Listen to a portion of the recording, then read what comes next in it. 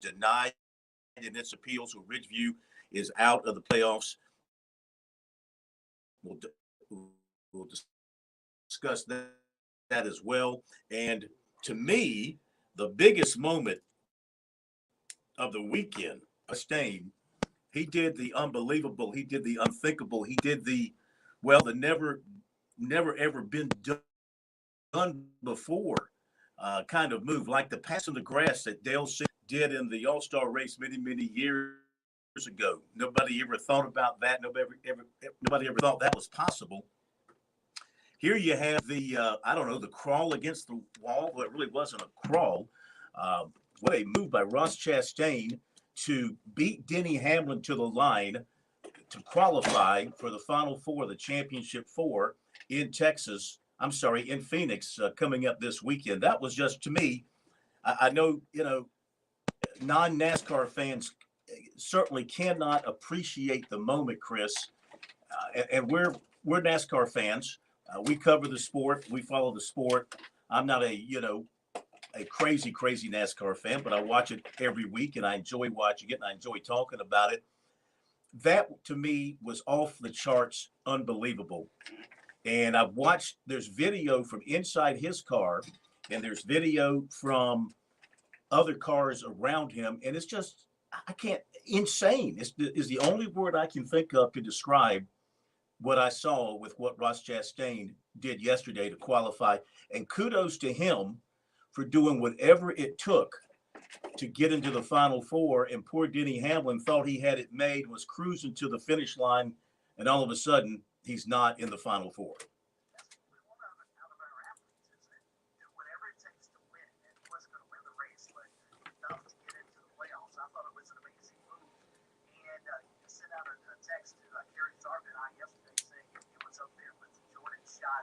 Against Utah and catch, of course, San Francisco into White Clark.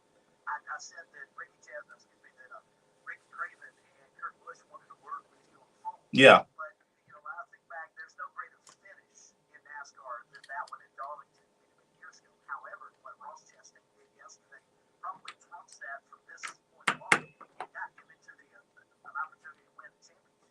And not pull that move off. He's not racing for a championship next weekend. And I thought Dave Mooney, who's covered the sport for many years for MRN Radio and everything else he does, brought up an excellent point. There are already drivers now complaining about that move, asking NASCAR to implement more rules to prevent that from happening. And we couldn't talk about the race yesterday if it weren't for that. Mm-hmm. And NASCAR constantly does stupid stuff like that. Incredible. We got dangerous short right up against the wall going as fast as those guys do. You wouldn't have pulled that off in Talladega, obviously. But you can pull that off in a place like Martinsville or Bristol. And I thought it was exceptional. And NASCAR is sort of implements the rule that you can't try and pass somebody on the wall. It just continually takes away from those guys' ability to drive. I think one thing that, and we'll talk with Gary Thornton about this tomorrow, but I think one thing that allowed Ross Chastain to pull this off was the new construction of the random car.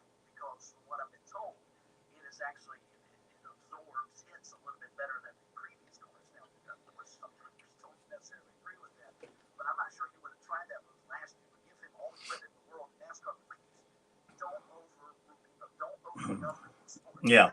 Don't overthink it.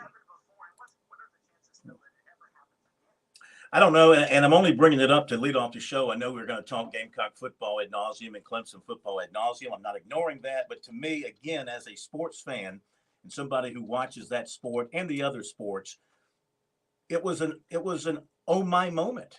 I sat up in my chair and I'm like, what just happened? Because listening to the NBC announcers, they're watching the front of the race and they're watching that race for the transfer spot, the fourth spot, and they're paying attention primarily what's happening at the front. Then all of a sudden, at the very end, here comes Chastain out of nowhere. And to think that he thought he said, catch fifth gear and mash the pedal all the way to the floor and not let up. So you can't do that at Martinsville unless you do what he did. Now, that is ride the wall all the way around. And to think that he wouldn't destroy the car short of the finish line, would have enough car left, enough momentum to carry, and he had to bump somebody out of the way. I mean, it was just one of those in sports. It's like, I don't know, a hole-in-one, if you could do this, on the 18th to win a major, let's say, or it's like a 60-yard field goal. It's like Jordan hitting the jumper at the buzzer. Any of those players in a situation like that. Yeah, it's NASCAR. I know a lot of you turn your nose down at NASCAR. You shouldn't. It's a great sport, and that, to me, should go down in history. You talked about the finish at Darlington, and yes, closest finish ever. But those were two guys banging on each other, racing the right way to the finish line. This was somebody who went completely out of the box and said, the only way I'm going to make the playoffs is to pull off this stunt.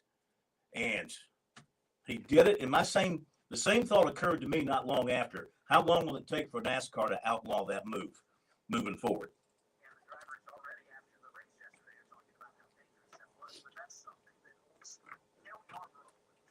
Mm-hmm.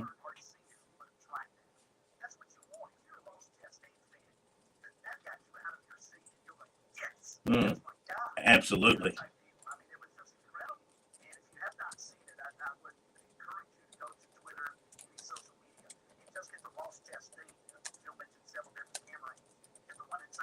Mm.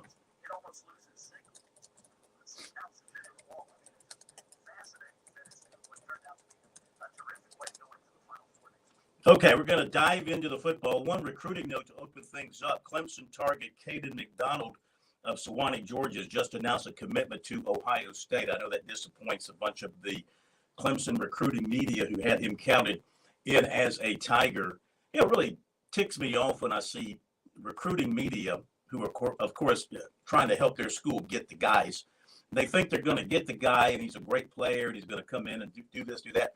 But then when they sense they're not going to get him, he's like, oh, well, he was going to be an oversign. He wasn't going to be a guy that we really wanted, et cetera, et cetera. No, exactly. Well, that's what. Well, it's the equivalent. You're right. It's the equivalent of fandom hiding behind the word media, and it really irritates the.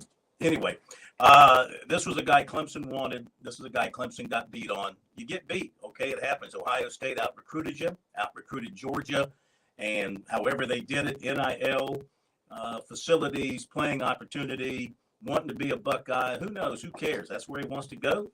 That's where he's going. So Caden McDonald heads to Ohio State. All right, now, South Carolina and the loss to Missouri, everybody's crying for Marcus Satterfield's head as far as the Gamecock fans. That's not what we do here on this show. I don't think any objective media should call for anybody's firing unless somebody's done something illegal or done something ugly. That's not our place, okay? That's what the websites are for. It's what the message boards are for. It's what fanboy media will do because they're hot and cold. When they're winning, they're going to love you. And when they're not winning, they're going to turn on you. So in the case of Marcus Satterfield, obviously the Gamecock offense was not good against a good Missouri defense. Why was that the case? I think the offensive line certainly took a step back in the game against Missouri. They didn't look very good at all. They couldn't protect the quarterback.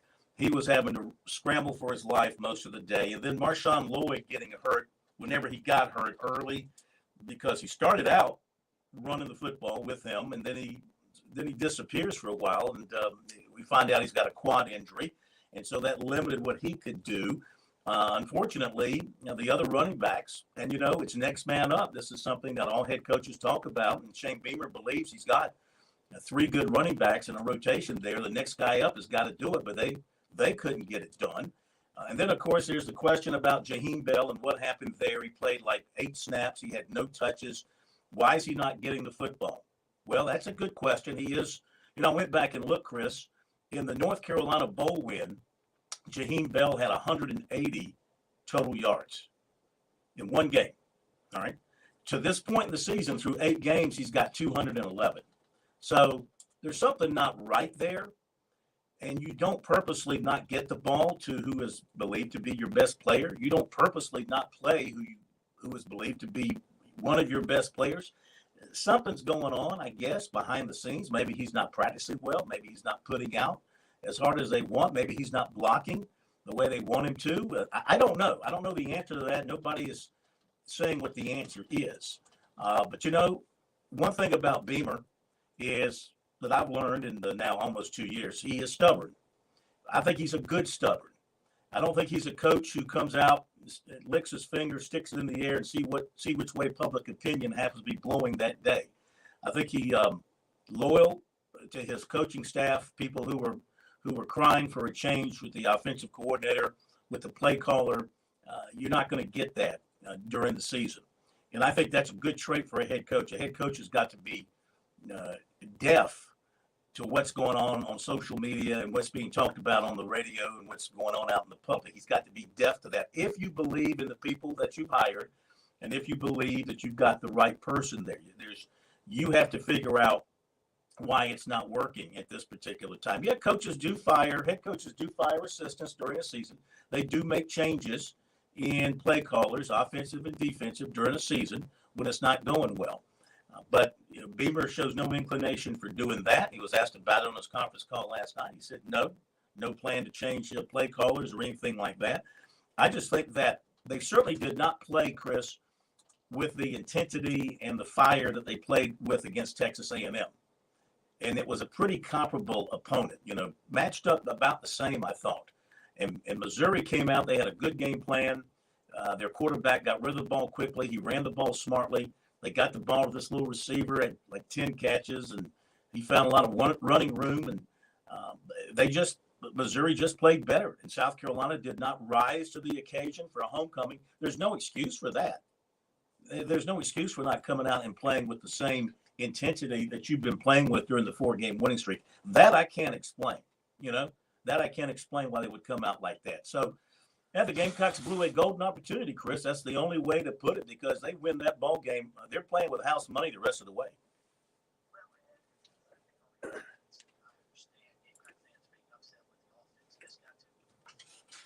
Hey, Sports Talk, what's your name and where are you calling from? Hey, Bird. Long time no see. You're first today, okay? Thank you, sir.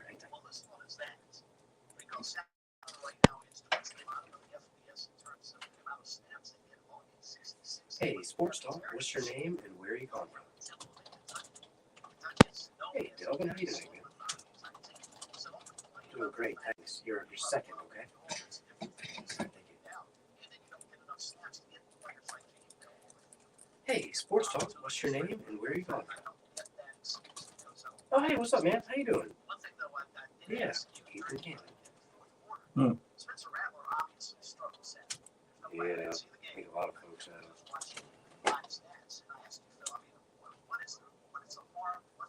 Yep. I'm with you there. Can't wait to hear your thoughts, okay? Take it. Yep.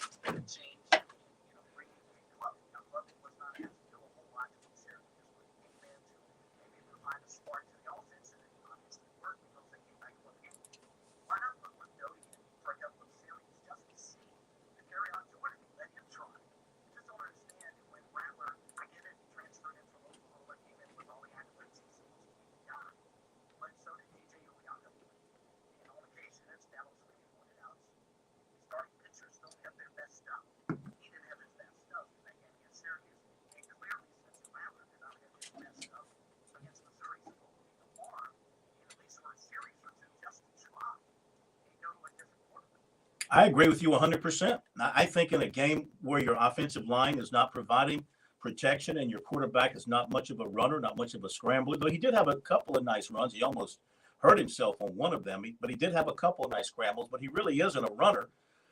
Put Doty in there and let his legs be a changeup for you. Give the defense a different look, maybe something they weren't prepared for. 2 years ago, Doty came in when they were down 17-0 and almost got him to a victory by simply running around and creating plays with his legs. He didn't know what he was doing because he was brand new back there, but he ran around, he created plays. I think he rushed for about 55 yards.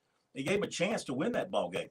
I agree with you 100%. You got to sometimes do that. I don't know if they are afraid how there would be a reaction within the Rattler so-called camp, because everybody's got a camp, right? You're a highly recruited, highly talented guy. You got a camp. Just like Jaheim Bell's mother blew up on Twitter on Saturday night, and I think the uncle did also, or somebody else. They were all mad at Satterfield for not, for the kid not getting a touch. So again, you can't pay attention to that if you're a coach or a head coach or anybody on staff. You just can't let that influence your decision. You make the decision based on what you see in practice every day. You make your decision on what you see being around these guys 18 hours a day. But I agree with you there. That they should have probably put Doty in for some run there against Missouri when it wasn't working. And you can't blame it all on Rattler. But you know what? They pull the left guard in and out when they're not blocking.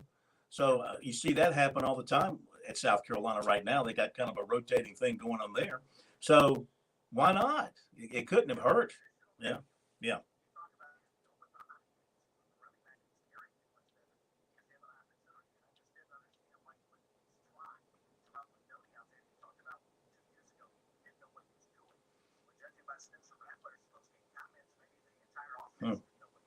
Yeah.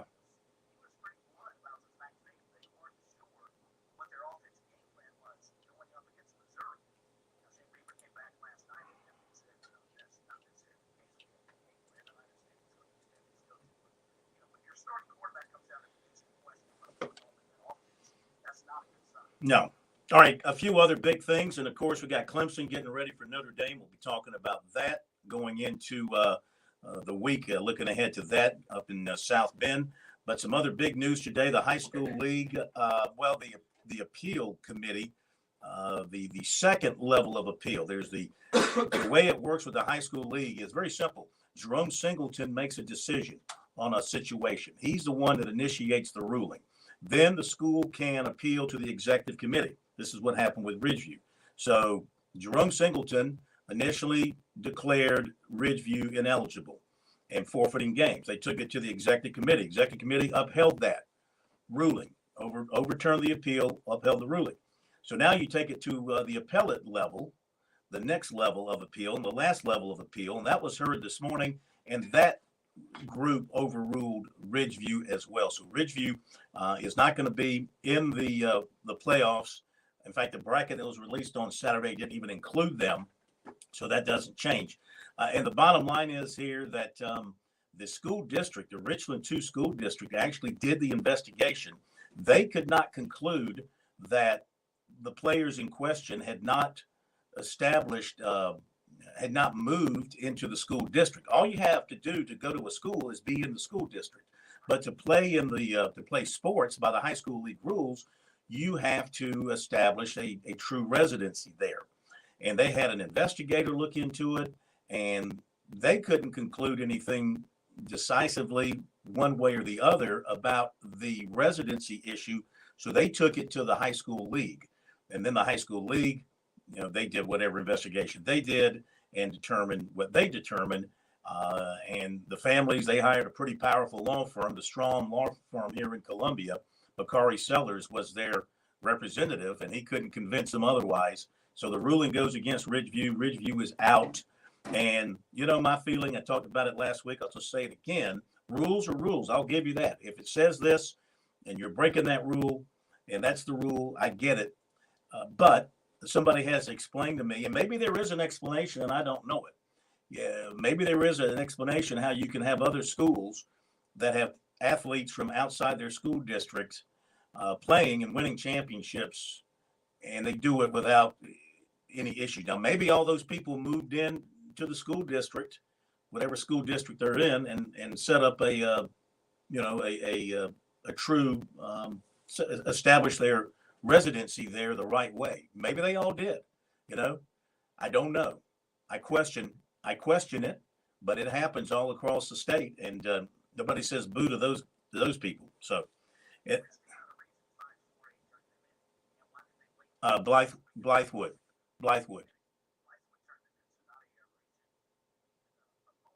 That was Blythewood. It was a rival in the school district. Yeah.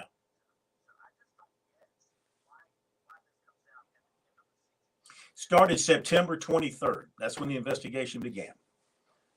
Yeah, investigation began September 23rd.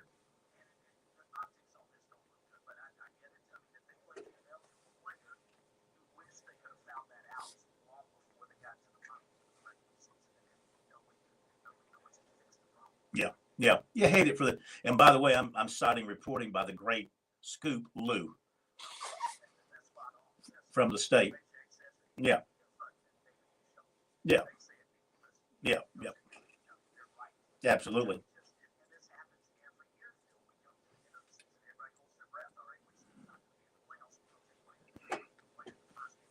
Well, it's a shame that everybody else on the team has to suffer, but they say, of course, it's a team sport, and if somebody breaks the rules and there's penalties for the team, everybody has to pay the price for it. So it's a shame. It was the quarterback. He was identified. They identified.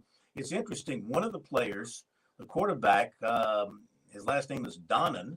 He was publicly identified. The other two were not publicly identified. They had separate hearings, one for him and one for the other two, I believe. And for some reason, maybe they allowed him to be publicly identified. But it's just, it's an absolute shame that it comes down to this. The quarterback in question had transferred from Heathwood Hall to Ridgeview. And the family says they established residency, a clear residency. They showed bills, electrical bills and other bills that they said supported their claim that they live where they live in that district. But the district said not. And apparently the people in charge agreed. And then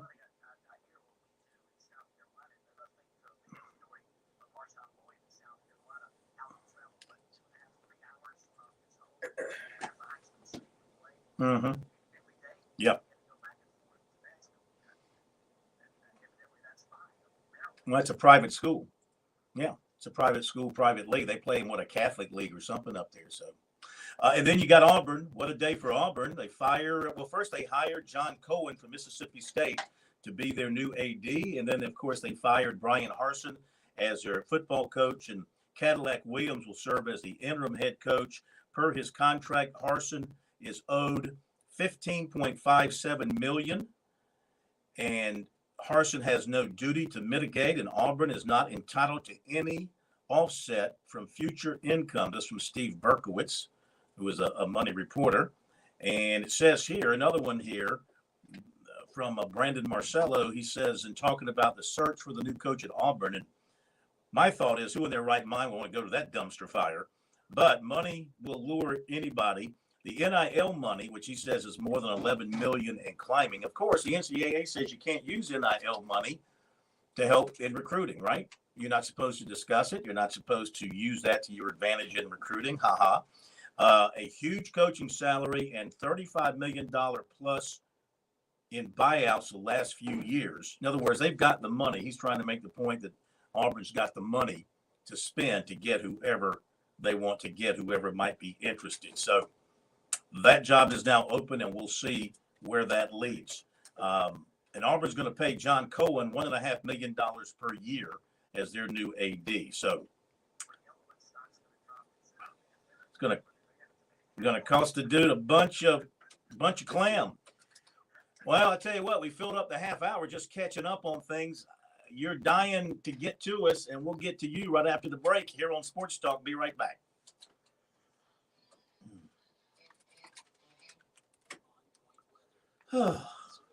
Was that thing acting up again? Yeah, you couldn't hear it? No, I couldn't. Squealing like crazy. Yeah. Well, Kevin said don't move it, but I had to move it. I got to have room for my laptop. And I can't. If you mean to tell me you can't touch that microphone, it's that sensitive. It obviously something. is. I I don't know how many times we have to do it before you can't move it. Well, move it gently. I did move it gently. I barely touched it. I mean, I just slid it over. But I got to have a place to work. So what happened to you at down the Vista? Yeah, this is Can't hear Chris. Chris mic not working. Can't hear him. Chris is fine on radio. No, just Phil. Chris can hear you just fine. No, they can't hear him on the stream. I've checked the stream. It sounded fine. Let's see. Mute. Everything that's good. In broadcast. I don't know why it's right now. We'll check it. Something to set it. Everything we're saying right now is going out. No. Well, how can it be?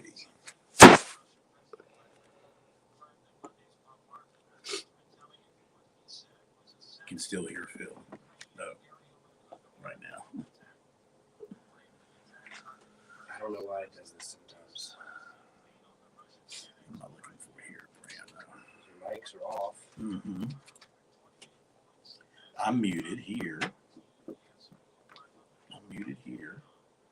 No, you're not. Oh, yeah, you are. Yeah. This one's muted. You can't mute that because then it won't. I know. But I'm going to have to mute